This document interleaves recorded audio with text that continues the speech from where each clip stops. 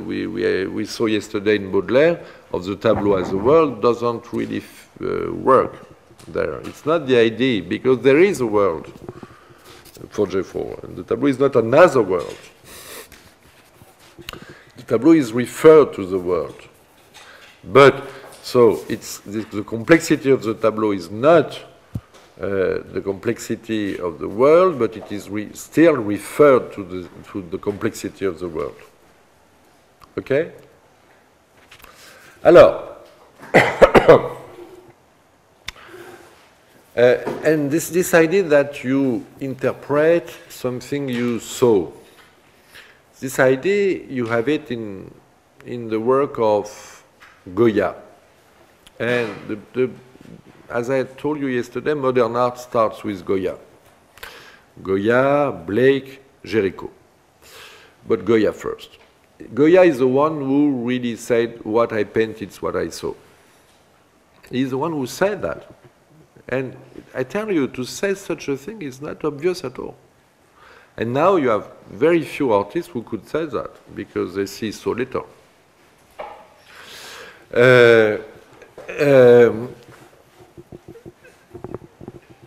To say what I paint is what I saw means that you are, you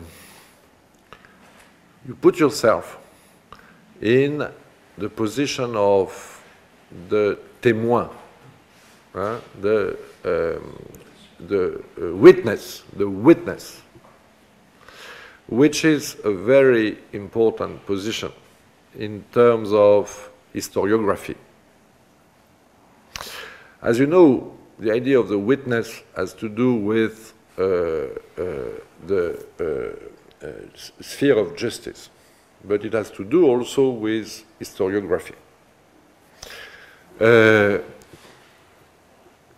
document experience, when there is a historical dimension in the content or in the fact the document is dealing with.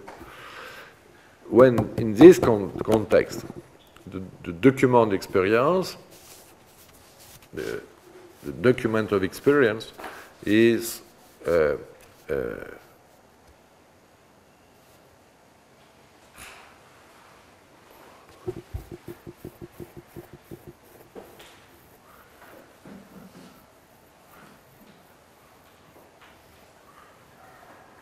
is an interpretation of what the position of being a witness brings to you. So you see that in a way you are a little bit back to the idea of the trouvaille and objet trouvé. But there is a difference. The difference is precisely the position of the witness. Which means a position of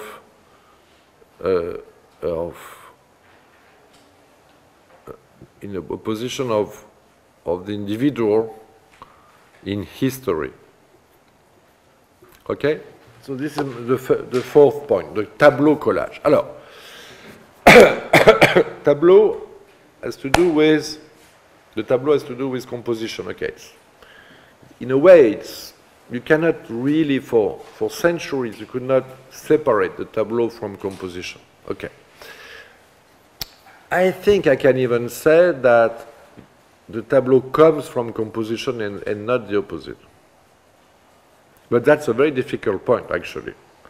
What was first, composition or tableau? No, it's a very interesting point. From my point of view, composition was before, but it's not obvious, because you had the tableau form in the Greek time. The Greek knew the tableau form. Huh? They knew it. They knew it, I mean, at least they knew the easel painting.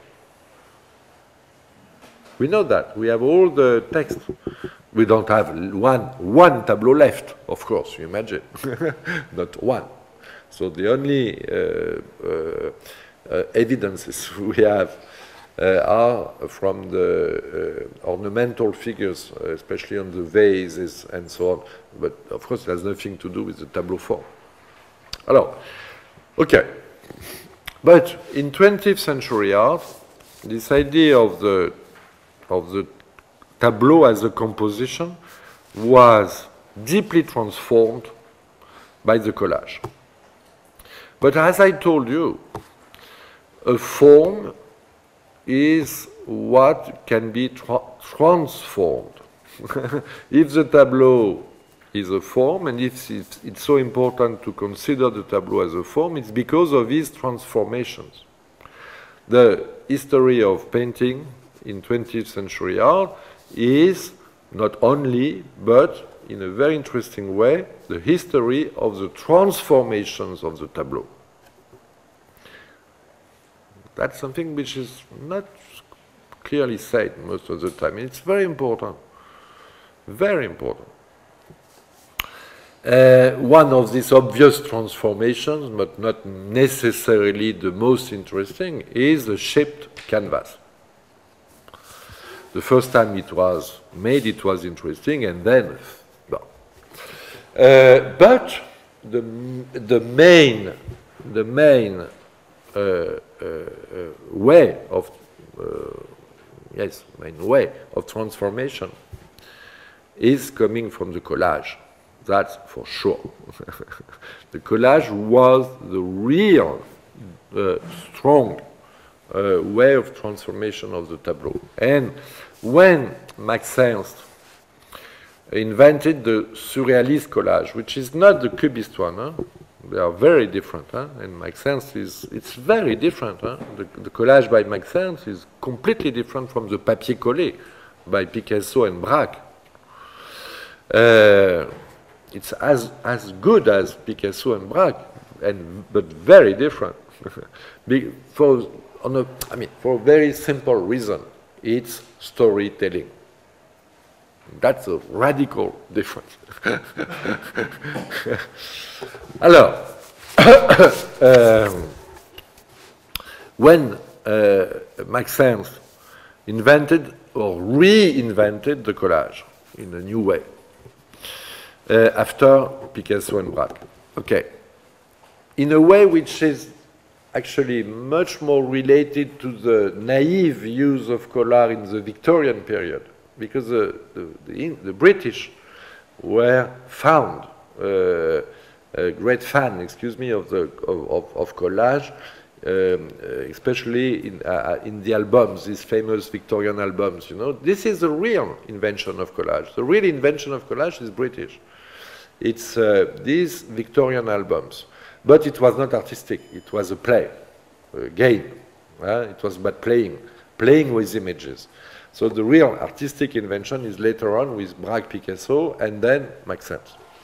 But when Max Ernst invents this new collage, the surrealistic collage, he wants to go beyond painting. That's a very interesting point. But to go beyond painting will be for him the way to reinvent painting.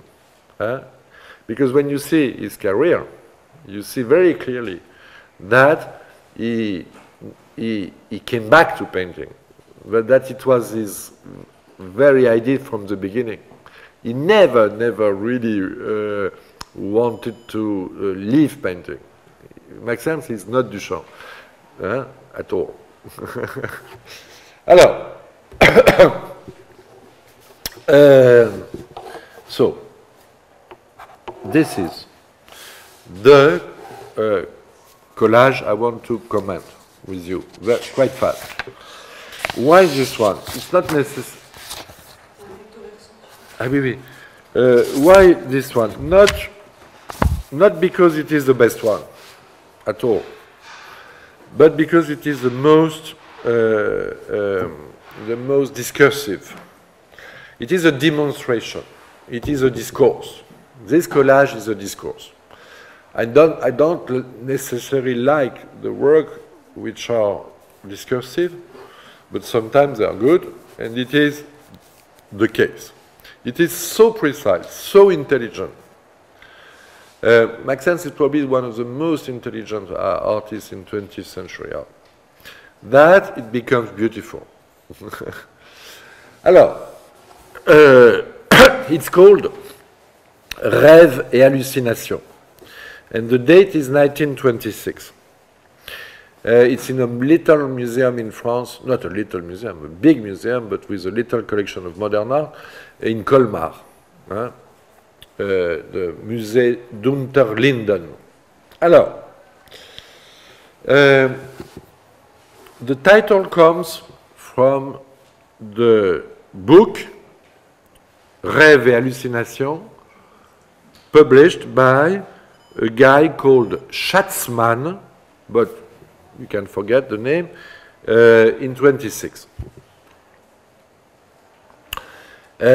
Actually, you can forget the book, but you have to know that it's one of the many, many books published about Rêve et Hallucination. But it is the only one who has this title, who connects. I mean, maybe there is another one, I don't know, but it is the only book I know which connects so clearly the two words, Rêve et Hallucination. Rêve et Hallucination, it's surrealism. So, and this book is a kind of collection of dreams. Not only, but there are many, many tales of dreams in the book, which is absolutely banal also. I mean, even the book by Freud, Die Traumdeutung, is full of tales of dreams. Telling a dream, it's banal because a dream is a tale. A dream exists through a tale. If there is no tale, there is no dream. Well, I mean, there is no conscious of the dream. Okay, so, and among these dreams, many are about the war, the First World War. It's an important point when you look at the collage. The key, the center of this collage, which is, so, you see what I mean? What I want to show you is the way collage, I mean, how collage is a type of composition, okay? Collage is about composition. The collage is a new way of composition. It's not something outside composition, you understand? So, in this collage there is a center. In the composition you don't have necessarily a center, but sometimes. Here you have a center. That's the center. And what do you have in this center? You have a quotation. Why do you have these quotations? It's very simple. It's because you have it also in the book by Schatzmann. And in that position, as in the center of the page. And what is this quotation? It's a quotation from a book you probably know, which is that one. No. It is a quotation from that book. No. No, excuse me. No. Shit, I don't have the cover. Anyway, it is a quotation from the book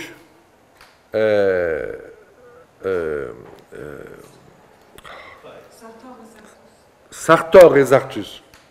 Sartor et Zartus. No, it's even more complicated.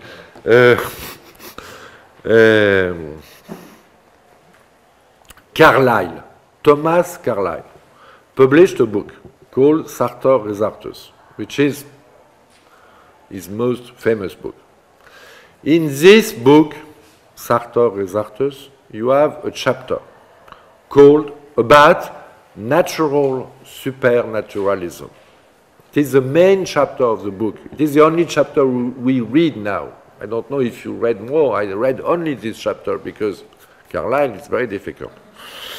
No, it's really difficult to read today. I mean, it's kind of writing which is very old-fashioned. I mean, did you read that? Can you read that? Ruskin and Carlyle, these people are difficult to read today, huh?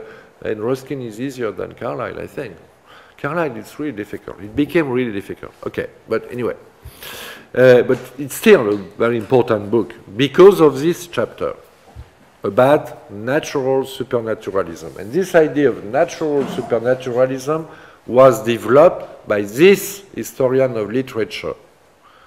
Voilà. Okay. And in this, oh, excuse me, you can write it down like that. You will find everything about natural supernaturalism in this book. Which is very shocking for French, this book. I like the book, I quote it all the time. But it's quite shocking for French because this guy ignored French literature in a way which is just amazing. So, for example, on Baudelaire he has 1 page, on Rimbaud half a page. Enfin, it's just crazy, which means that he didn't understand a lot about 19th century. But anyway, it's a good book. It's why it has never been translated in French, of course, because it would be a scandal if it was published in France. Okay. Anyway, it's still a good book. Well, about Romanticism, especially British and German Romanticism, it's a good book. Anyway, Carlyle, in this chapter, makes a quotation of Shakespeare. That's the story. So the quotation of Shakespeare is coming from Carlyle. And even the quotation of Shakespeare in Carlyle is wrong. And here you have, you can see the quotation of Carlyle reproduced by Schatzman, which is wrong, because Carlyle was widely read in France. You have to know this. Carlyle was Carlyle, for example, was very important for Gauguin. No, it's very interesting. It's very interesting. Anyway, so you have the quotation of Shakespeare as it is in the book by Carlyle, and Schatzman reproduced this quotation. And you have, and I gave you on the right page, on the right side of the screen, the proper quotation of Shakespeare. Okay.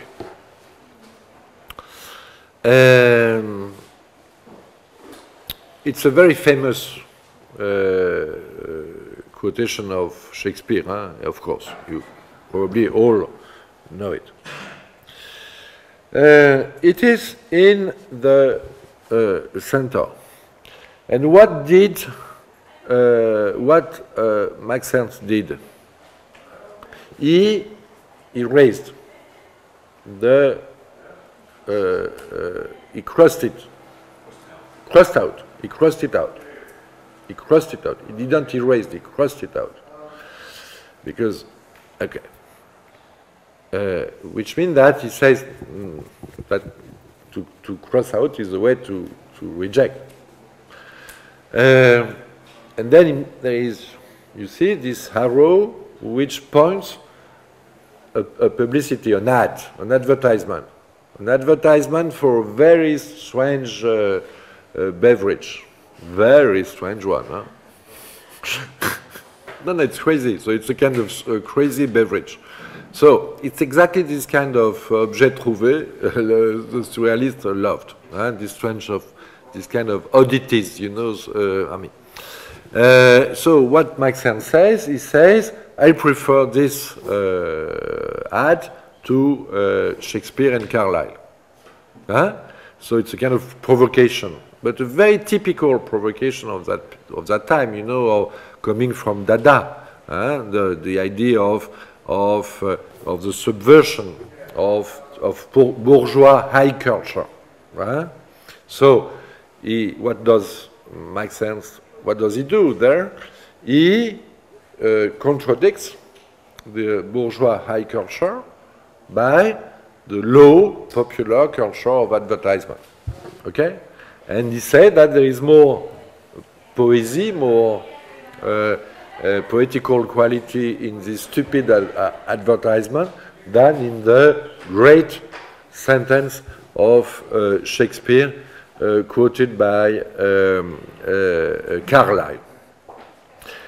So what else does he say? He says, because Maxence is doing this here against high culture, but I tell you that if there is one artist who is cultivated in 20th century, it is Maxence. He's very cultivated, he read a lot, he's very literate. So what he does also, because most of the time the people who are against bourgeois culture are very cultivated.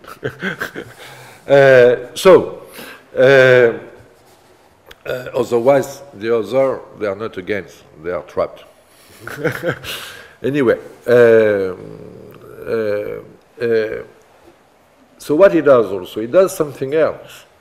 He says, I'm more interested in the poetics, involuntary poetics, involontaire, la poésie involontaire, the involuntary poetics.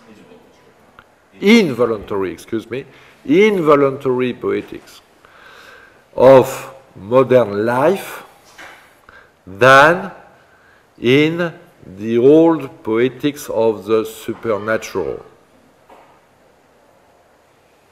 Because he knows perfectly that this sentence, he knows perfectly who is Carlyle. Maxence knows Carlyle because he knows the influence of Carlyle on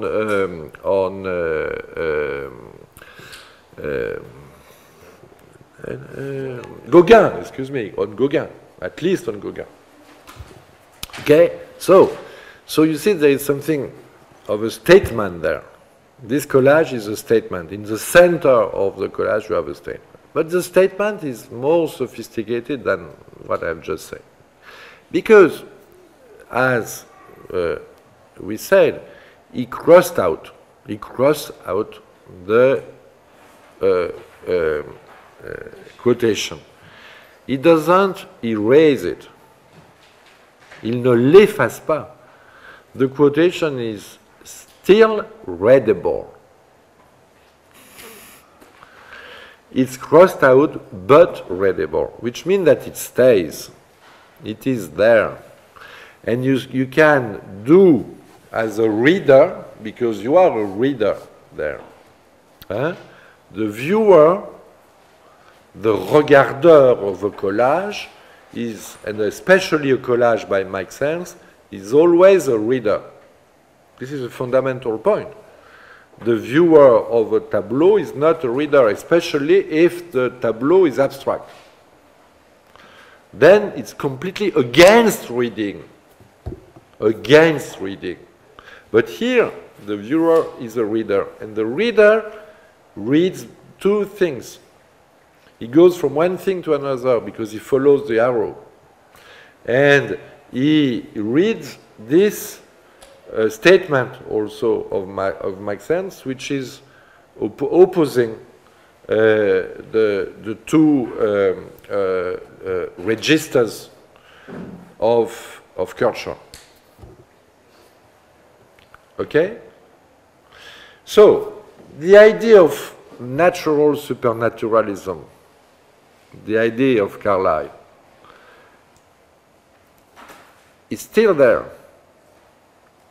As Jacques Derrida says, sous rature. And it's translated in English by under erasure. Under erasure. Spivak used a lot this idea. But there is a problem, because erasure is not very good. Rature is not erasure. So the translation can be very misleading, because in the translation under erasure, you don't have anymore the difference between to cross out and to erase. Is mistake. It can be. Or correct. It can be. A rature means that you can still see. If you erase, you erase. I mean, you don't see anymore. Rature, you can see under the rature. Huh? To cross out is a rature. Huh? Then it's a very interesting word in French culture because, and Derrida doesn't speak about that, but it's very interesting because the first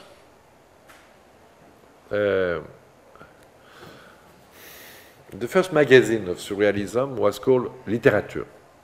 French surrealism before surrealism was called literature. And in literature you have rature.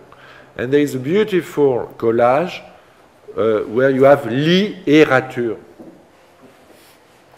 Lit as a plural, et rature. Hein? Voilà. So, this idea of rature is also, you know, it is in literature. You know, in literature you have rature. Maxence knew that, of course.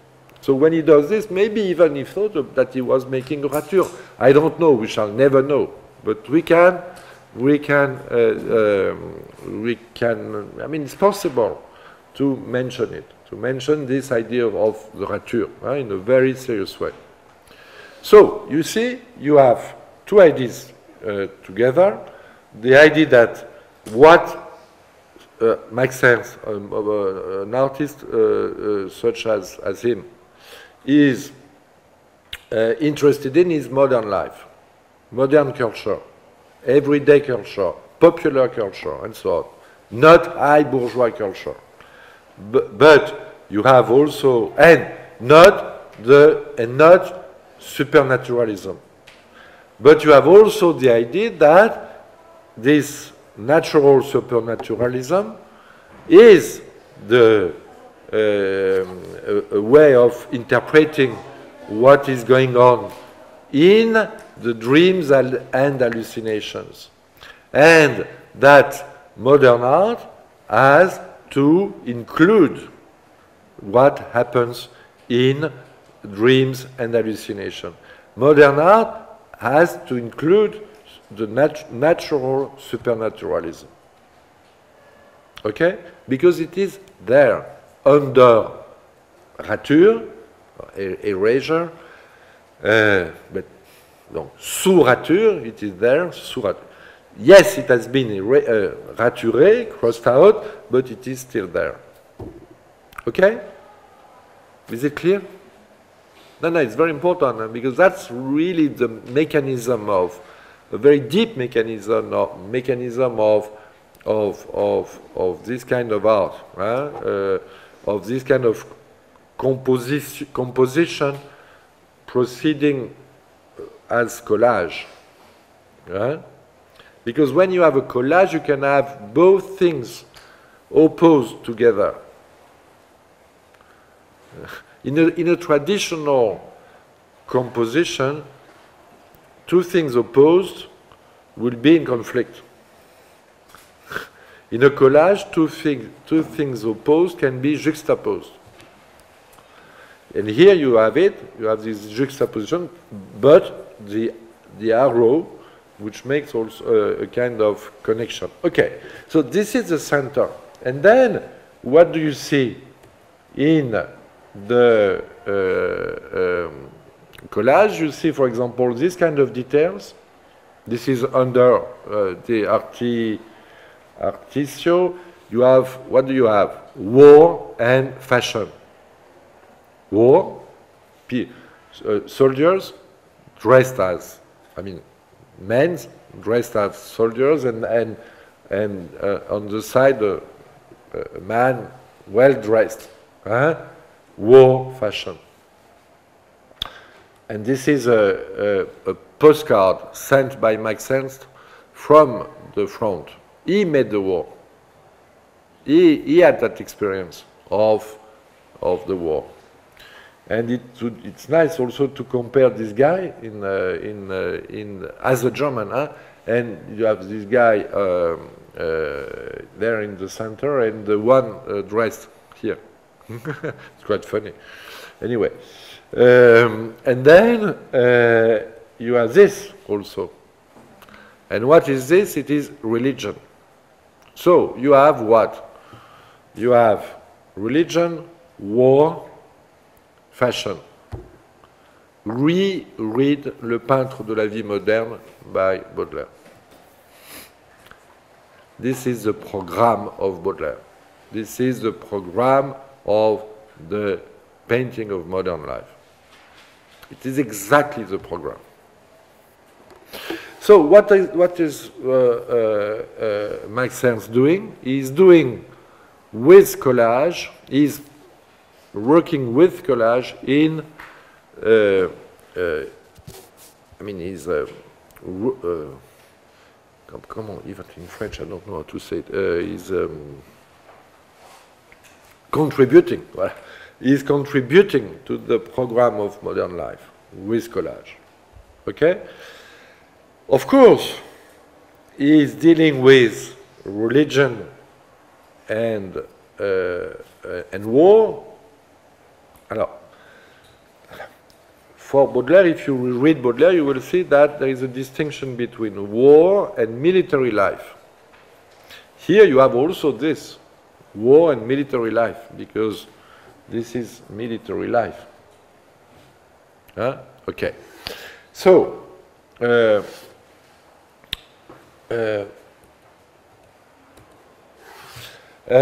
in this wonderful collage, Max Ernst tells you, I deal with modern life. I contribute to the program of the painting of modern life. I do it in a sarcastical way, in the way of criticism, because I'm against the religion, I am against, look at the treatment of the, yes, because I didn't tell you, the painting is a very famous painting by Philippe de Champaigne, huh? The painting of the cardinal. Huh? So I'm against religion, I'm against army, and against these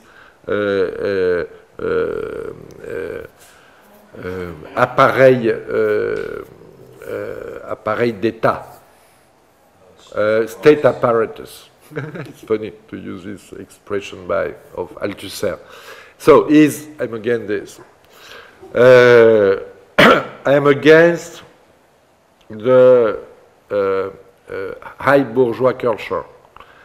But, and I deal with modernity. But I deal with modernity and with modernity on the side of dreams and hallucination. When in my way of dealing with modernity, there is my interest for dreams and hallucination. Because that's what the collage is about, dreams and hallucination. So, the painting of modern life must include the experience of dreams and hallucinations.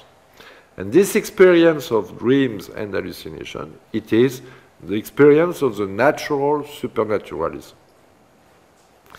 I don't think my activity in the style of Carlyle, it's why I cross out, but I deal with the same content, and I include this content in my way of dealing with modern life.